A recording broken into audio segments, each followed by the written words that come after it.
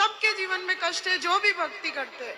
मैं भी ठाकुर जी को मानती हूँ, उनके इर्द गिर्द ही मेरे विचार रहते हैं, लेकिन इतने नियम मैं नहीं पालन कर सकती।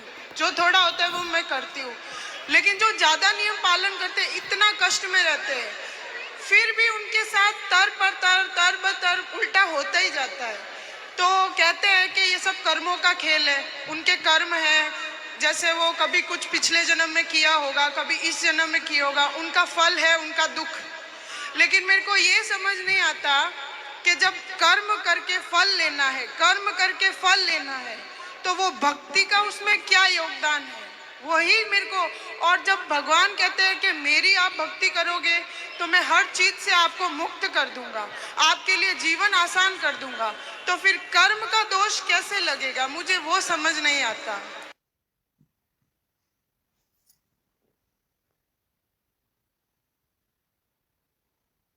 तो फिर कर्म का दोष कैसे लगेगा, मुझे वो समझ नहीं आता। वाह, सुंदर प्रश्न है, इसलिए ताली बजाओ। सब बैठो आप लोग, अच्छे प्रश्न पूछने चाहिए ऐसे जैसे इन्होंने पूछा। सब बैठो, पहले अगल बगल की बहन है सब बिठाओ। सुनो, इन्होंने पूछा है कि जब कर्म का ही फल भोगना है तो फिर भक्ति करने की क्या जरूरत है। सिंपल ये, क्यों? सही है। अर्जुन भक्त थे कि नहीं? माइक ले लो, आगे पीछे की मैया बैठ जाओ। अर्जुन भक्त थे कि नहीं? थे ना। लेकिन अर्जुन को भी 12 वर्ष का वनवास जाना पड़ा। 12 साल तक जंगल में रहना कोई सरल काम तो नहीं है। 1 साल अज्ञातवास, जंगल में रहना, किसी के दास दासी बन के रहना सरल काम तो नहीं है। जबकि अर्जुन जैसा भक्त कौन होगा? फिर भी उन्हें कष्ट उठाना पड़ा। भगवान राम तो स्वयं भगवान थे, 14 साल का कष्ट। माता सीता तो साक्षात लक्ष्मी थी, फिर भी दर दर की ठोकर जंगल में लकड़ियां काट काट के बच्चों का लवकुश का लालन पालन किया। इसी प्रकार अब आप कहते हैं कि जब हम भक्ति करें तो फिर कर्म ही का फल भोगना है, तो भक्ति का अर्थ क्या है? बात ऐसी है बेटा कि कर्म तो अपनी जगह है, कर्म तो हमें भोगनी है, हमें भी भोगना है, आपको भी भोगना है। भक्ति सिर्फ इसलिए की जाती है, इसलिए नहीं की जाती कि भगवान हमें पैसे वाला बना दें, भगवान हमें धन धान्य से भर दें, घर में सब कुछ हो। भक्ति का मतलब पैसा पाना नहीं, भगवान से बेटा बेटी मांगना नहीं। अरे भगवान की भक्ति आपको जो देगी, कोई कर्म में इतनी ताकत नहीं है कि आपको वो दे सके। अब उदाहरण से समझो, विभीषण को लंका का राजा बना दिया, क्या विभीषण का कोई ऐसा कर्म उसे राजा बना सकता था? कर्म अच्छे करता था फिर भी लातें खाता था, रावण लात मार के निकालता था, उसके कर्म का भी उसे दंड मिला। पर भगवान की भक्ति जो की, उस भक्ति का भी फल, कर्मों का फल यदि मिलता है तो भक्ति का फल भी मिलता है। थोड़ा सा देर है, विभीषण को भक्ति का फल मिला। उस कोई व्यक्ति ऐसा कितना कर्म करता कि वो लंका का राजा।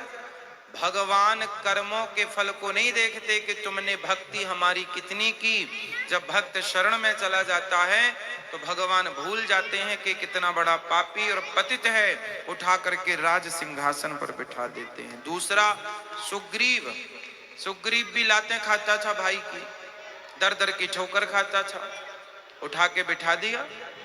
तो भगवान बेटा, भगवान जो दे सकते हैं कोई नहीं। इसलिए गलती हम लोगों की है कि हम उम्मीद क्या करते हैं, हे भगवान हम तुम्हारे इतने बड़े भक्त हैं, तुमने हमें बेटा भी नहीं दिया।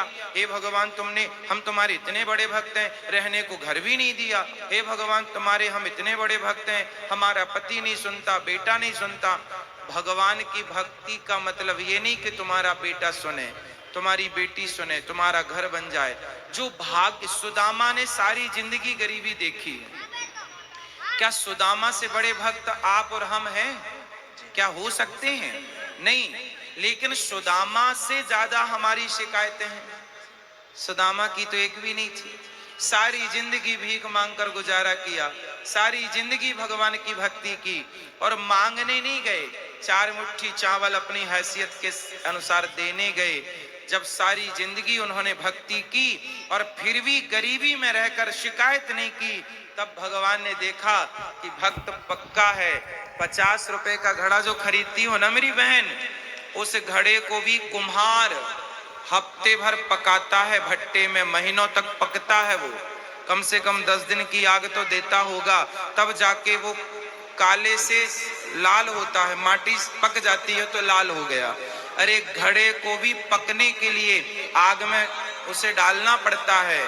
तो भगवान जब अपने भक्त को पकाएंगे तो थोड़ा तो दुखों की आग में तपाएंगे कि देखें कितना कच्चा कितना पक्का। इसलिए हर हाल में गोविंद का स्मरण करो और ये मत कहो कि हमें भगवान से कुछ चाहिए। लोग कहते हैं कि भगवान के भक्तों को दुख मिलता है। अरे जो भगवान का सच्चा भक्त हो जाएगा उसे पता ही नहीं चलेगा कि दुख क्या चीज है, उसे तो सुख ही मिलेगा। गोपियों को भगवान की याद में रोने में भी सुख था, कैसे कहें हम कि ये दुख था।